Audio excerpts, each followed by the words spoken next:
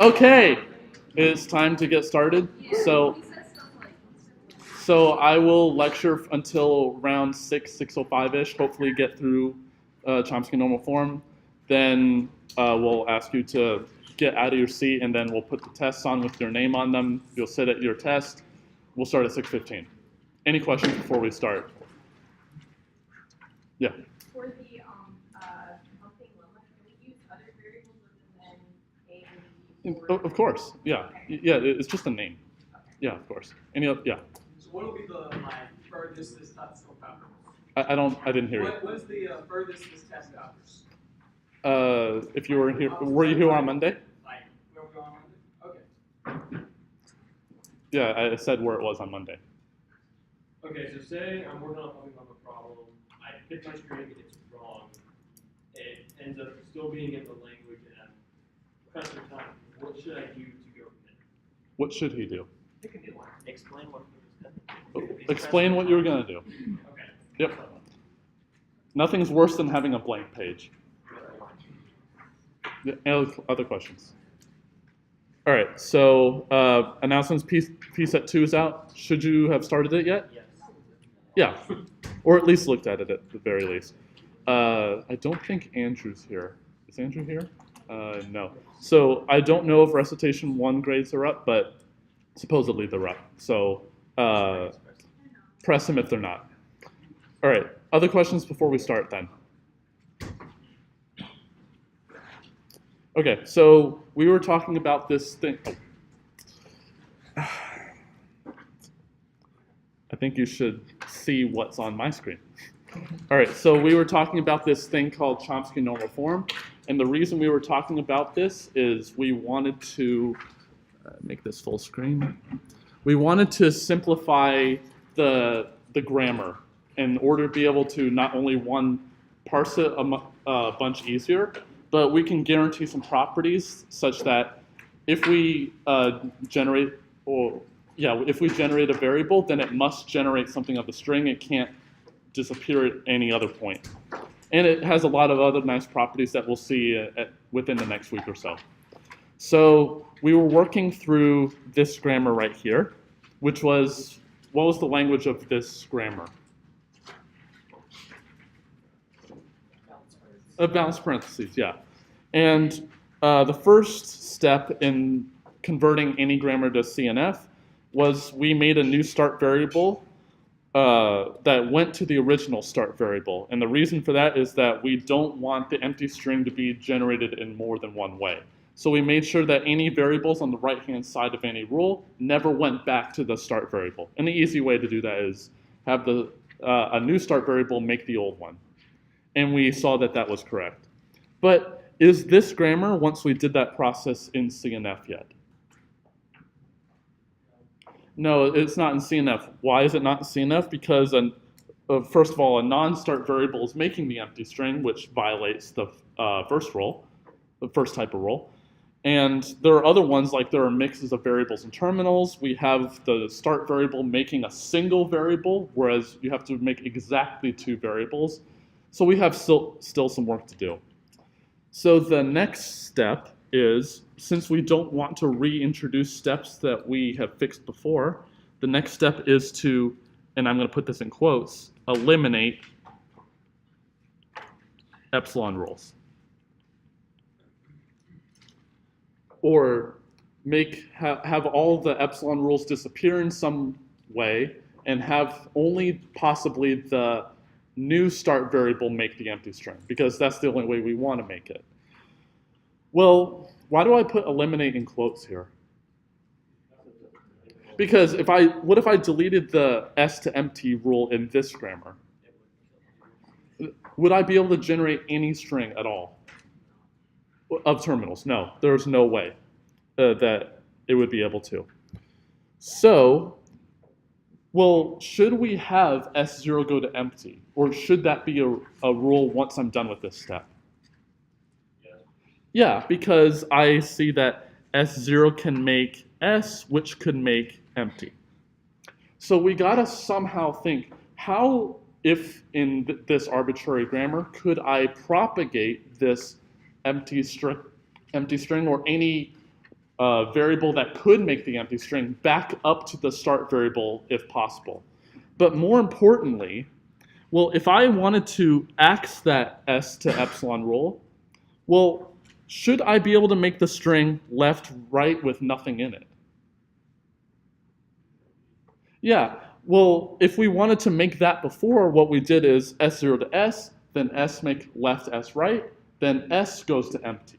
Well, since we're getting rid of s to empty, then we want to have that left, right with nothing in it rule still be there. So we need a notion of adding additional rules such that we're mimicking the behavior of if that epsilon rule were there. So yeah. So then could we just do S and goes to parentheses, open parentheses, Yeah, so that will be there, but I want to make this algorithmic and work in general. But that rule will be there. Other questions? Yeah. Should we be thinking about it like as a first policy? No, because I'm only looking at the variables that make the empty string directly or indirectly. Since the empty string doesn't involve first and follow sets in that regard. In fact, that's another property of CNF. Computing the first and follow sets of the grammar is much more computationally easy than an arbitrary grammar. So another nice property. So it's not necessary for this class, but so everyone now stop listening to me. But first and follow sets are far easier to compute computationally for a grammar in CNF than not in CNF. Because because in an arbitrary grammar, an arbitrary variable can make the empty string, whereas here they can't. So we need a notion of how to propagate the empty string up to the start variable. So we're going to call a variable nullable. So we're going to call, I should give this variable a name because I'm going to be using it. Let's call the variable a. And nullable means there's some way for it to make the empty string. So what's a really easy way we can check it makes the empty string? If it just makes it directly. If it has a rule where it makes it directly, then that certainly makes the empty string. So if a goes to empty is a rule. So that's certainly, we want to get rid of that variable, not that variable, that rule, or mimic it in some way. But what about the possibility of if we have s goes to t only, or let's say ta, and t makes empty and a makes empty? Well, are t and a nullable? Yeah, because they make the empty string. Should s be nullable? Well, are t and a nullable? They might, but could s make the empty string? Yes. So I think I should call it nullable. So if every variable on the right-hand side of the rule, and it's only variables on the right-hand side, if every one can make the empty string, or are nullable, then the left variable is also nullable, yes. So what if there was another rule where it's like t implies like some other variable? Right. All I'm wondering is, can s make empty string at all? At all, yeah. Yeah, so if a to epsilon's a rule, that's certainly a way to do it. But otherwise, if a goes to x1, x2, up to xn, where each xi is a nullable variable.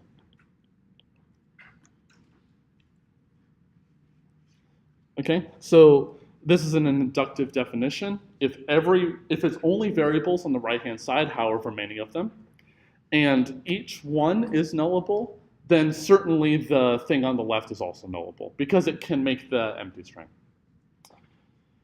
Super. So let's see. What do we want to mimic? Well, for these variables, t and a, as was brought up before, and s actually, could they make something else possibly other than the empty string? Yeah. Yeah, they could, right? I'm not saying that these are the only rules. I'm saying that these are some rules. Well, what we want to do is we want to mimic all the possibilities if they would have went to empty. Okay? So to show what I mean by that, let's go through an example. So let's do B goes to C, D, A, D. And we're going to assume C, D, and A are nullable for this. Well, C, D, and A in all of those places on the right-hand side could make something other than the empty string. So what are we going to do? We're going to mimic all of those possibilities. So could C be nullable independent of D, A, and D? Yeah, so I have 2 choices for C, 2 choices for D, 2 choices for A, and 2 choices for the second D? Yeah, because they're all independent of each other. So how many rules should I put in here? Well, it seems like I would have 15 more, right? I would add eventually B to epsilon, but I will get rid of that rule at the end. So as an example, we will add these rules. So I won't write them all, but I'll write a few. So let's see, if C goes away, then D, A, and D could simultaneously make something other than the empty string. So we want to have D, A, D in there. Well, I could have only one variable disappear, but maybe 2 or 3 or all of them could disappear. So let's say that C, A, and D go away. Then I need to add the rule B to D. If we want to have, let's say, both of the D's go away, then I'll add the rule B to CA. But then I keep doing this until I look at every single possible rule. What if I had a terminal over here on the right-hand side of a rule, which I certainly can? Yeah, that has to be there because once you produce a terminal, there's no going back.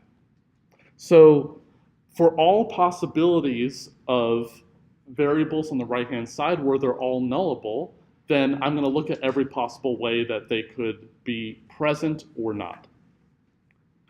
Okay? Any questions about that? So what I'm doing here is we're simulating all of the possibilities that all of those variables may or may not have made the empty string. So we're simulating as if it were there, but not actually having the empty string there. So let's work on our example.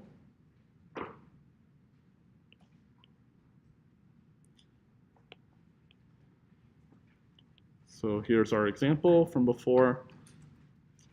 And oops, undo, delete. All right, so here's our example. Do we have a nullable variable here? Yeah, S is one of them. All right. So I'm going to keep a list of my nullable variables. S is definitely one. Is S0 nullable? Yeah, why?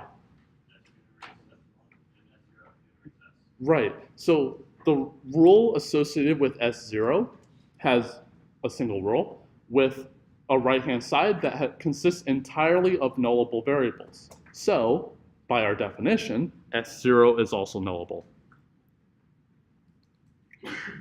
Okay? So, we're going to transform this grammar as follows.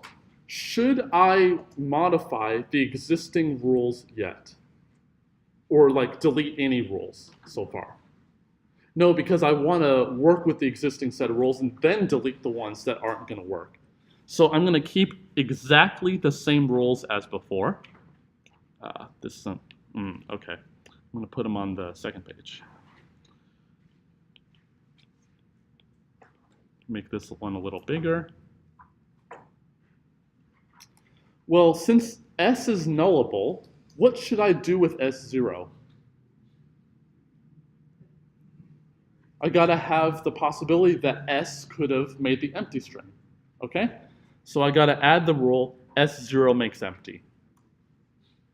I'm simulating the possibility that S could have made the empty string. I will get rid of the rule S to empty in a bit, but not quite yet. Okay, well, I'm not going to get rid of S to empty yet, so we got to add more rules. What other rules should I add? Left, right parentheses, if in the case that that single S in the middle went away.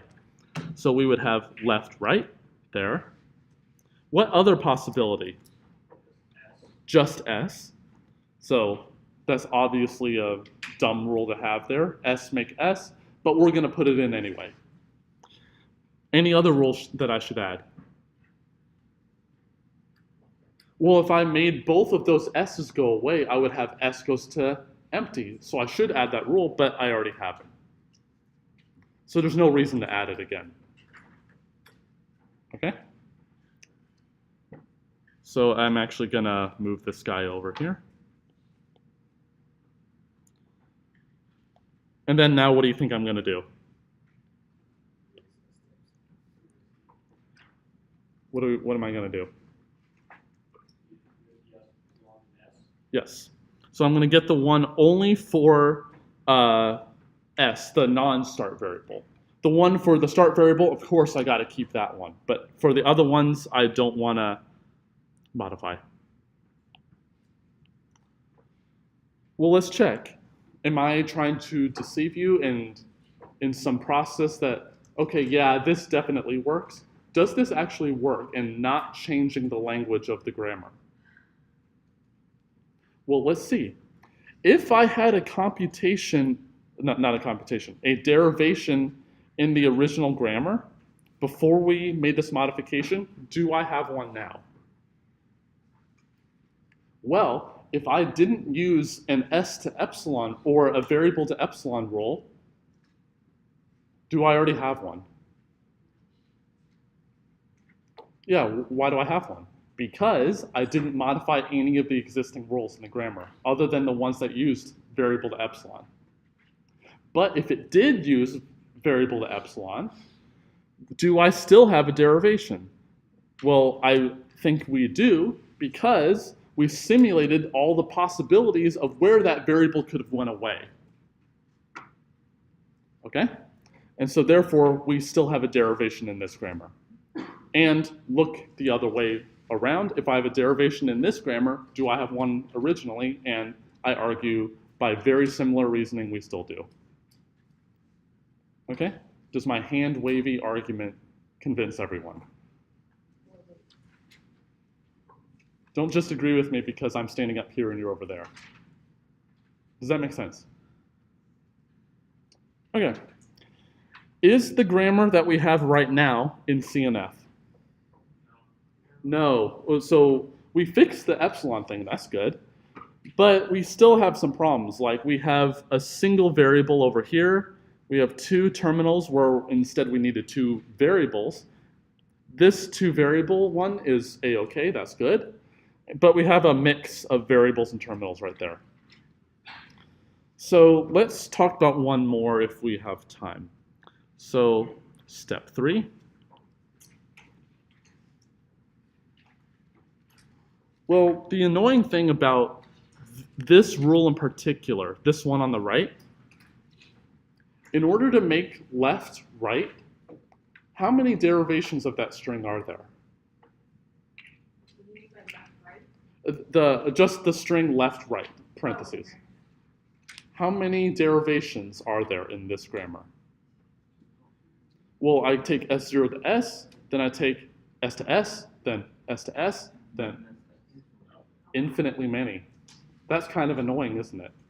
Another annoying thing that might happen is I have S goes to T goes to A goes to B, and B finally makes a single character. I know now B can't make the empty string if it's not the start variable, but that's still kind of annoying in that I have to do a whole bunch of rule applications in order to get anything that I want. So let's try to eliminate these. So I'm going to move this over here. And these things where it's a variable that produces a single variable and nothing else, these are called unit rules. And so we're going to try to again, try to eliminate unit roles. And these are the ones single variable to single other variable.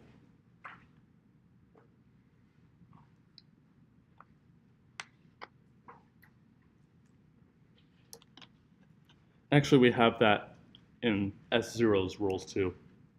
So we have multiple ones to fix. Well, in the grammar that I put on the right where I have S to T, T to A to B, and B finally makes that terminal A, well, intuitively, what do you think the grammar should be reduced to? S to a single A. So we're trying to shortcut, we're trying to shortcut all of these unit roles. But in a more complicated grammar, it may be harder to see what we needed to actually do. Well, maybe we can figure out some kind of connection between this variable can make this by a unit role this variable, and this variable by a unit role can make this other variable.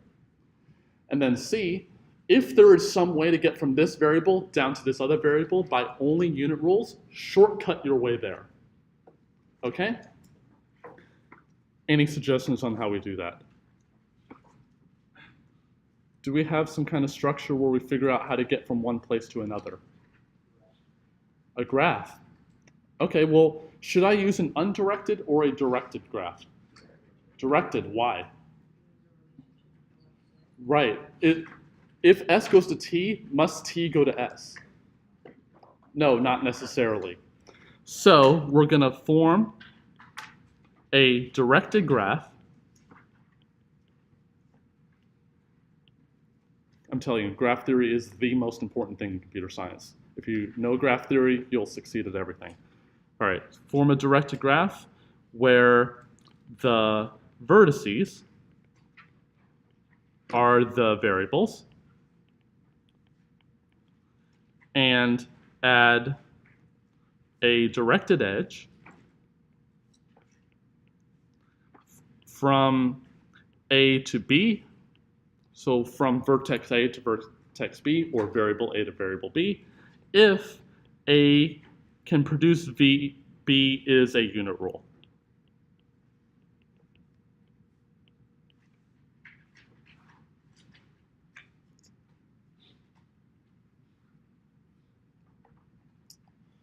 But we have a special case that we need to worry about. If A and B are the same variable, is that rule going to actually ever do anything for us? No, because I can just apply that rule over and over and never actually do anything different. So if A goes to itself is a unit role, delete it immediately. And add no edges to the graph. Don't change the graph for that.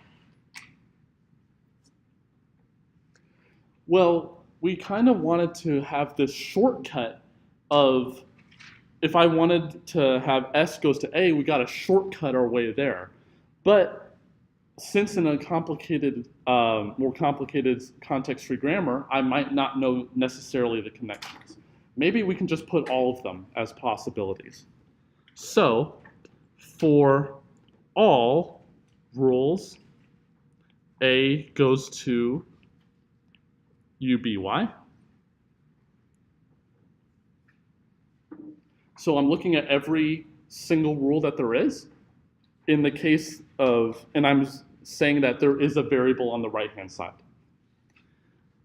Then, if B has a path in the graph to C, then add rule, A goes to UCY. Okay, so we're going to look at every single rule that there is in which there's a variable on the right-hand side. If there is a way to get from B to C, we're just going to shortcut our way there. Okay, so let's do an example, or our example actually.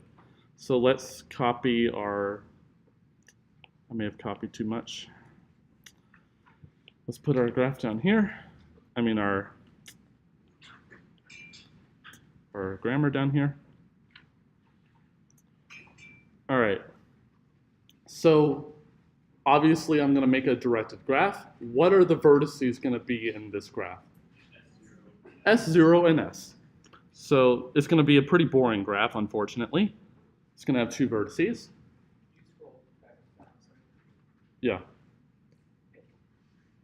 So we have two vertices in this graph, S0 and S. Should I add any edges to this graph? Yeah, which edge should I add? S0 goes to S because that is a unit rule in the graph. Yeah, in the grammar. Should I add any other edges? Well, S to S is a unit rule, but I just said as almost on screen, if it's a unit rule, delete that unit rule because it's not going to ever do anything for us anyway. So we're just going to simply delete that rule. Not even going to bother with it. Okay, well, I think there's only one path in this graph. I hope. So there's a path from S0 to S. So, all right, the lights went. I didn't push that, so. Although I said in class that computers are deterministic, sometimes they're not. All right, so should I change any of the existing rules? We will eventually, but am I going to remove any rules right now? No. So I'm just going to have my grammar here without any modification.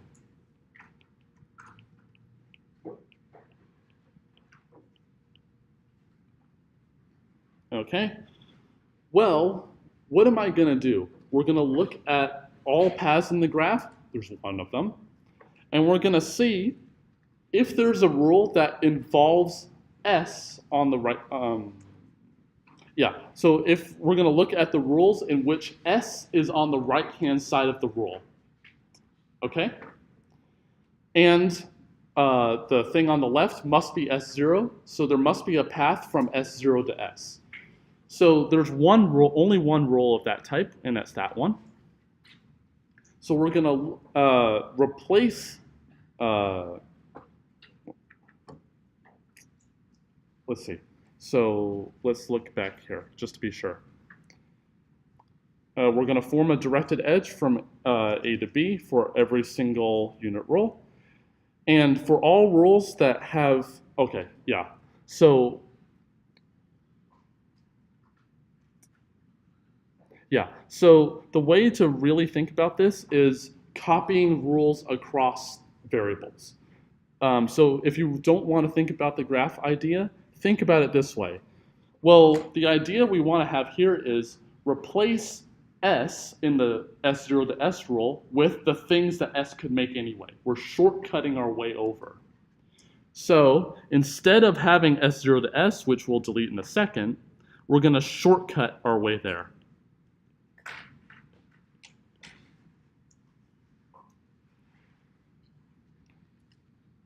Because S is going to make these things anyway, so let's just shortcut our way over.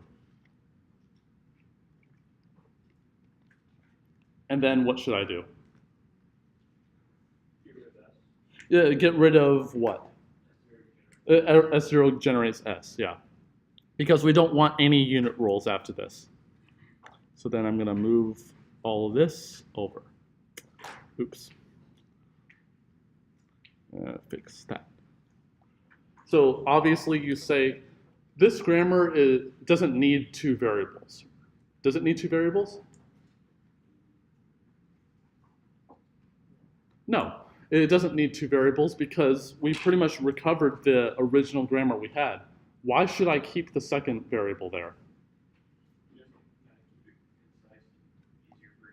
Right, I want to make this not only easy for myself, but to be completely correct and algorithmic in the entire process.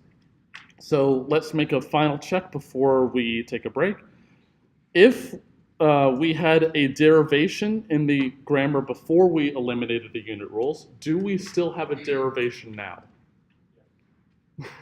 Well, you could just say yes, but what's the proof of that? Well, if the derivation did not use any rules did not use any unit rules before, does it still not use any unit rules now? Or does it still exist in the grammar we have created? Yeah, because we didn't eliminate any rule that isn't a unit rule. But if it did use a unit rule, well, what happened? Well, if it used a unit rule, then we already shortcutted our way across all the sets of unit rules anyway. And it must have applied one of the right-hand sides of the variable, which is the part of the unit rule. So, and another thing that we need to check is, if we have a derivation in the grammar at the end, did I still have one originally? Well, the derivations that don't use any of the new rules that we created, we still have those originally. So that's fine. But in the ones that we created, those were in the unit rules that we had before. So we still have a derivation in the original grammar. Okay? Any questions otherwise? All right, let's take a break.